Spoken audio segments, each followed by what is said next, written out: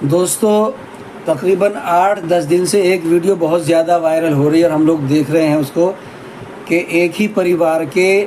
تقریباً 9 لوگ بچوں سمیت وہ لوناوالا کے گھاٹ پر پانی میں پھنسے اور جب پانی کا بہاؤ زیادہ ہوا تو اس میں بہہ گئے۔ دوستو ان حادثوں سے ہمیں کچھ سیکھنے کی ضرورت ہے، کچھ نصیحت لینے کی ضرورت ہے۔ ایک تو یہ کہ برسات کے موسم میں ایسی جگہوں پر جانے سے بچیں کیونکہ اکثر پہاڑوں پر بادل پھٹ جاتے ہیں اور اچانک پانی کا بہاؤ بڑھ جاتا ہے۔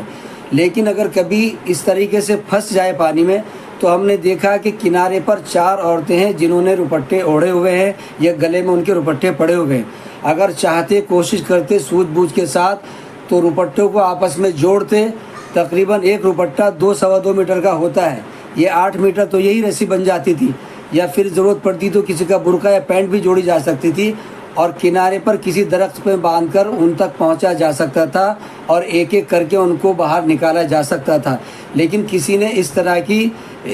اس کے بارے میں نہیں سوچا اور بس شور مچاتے رہے۔ تو ہمیں یہ بات یاد رکھنی چاہیے کہ اگر اس طریقے کا معاملہ ہو جائے تو جو باہر کھڑے ہوئے لوگ ہیں وہ اچھی عقل مندی کے ساتھ سوجھ بوجھ کے ساتھ اس طریقے سے کام کرتے تو اللہ کے فضل و کرم سے ان میں سے زیادہ لوگ بچ جاتے۔ خیر، اللہ تبارک و تعالیٰ جو دنیا سے رخصت ہو گیا ان کی مغفرت فرمائے۔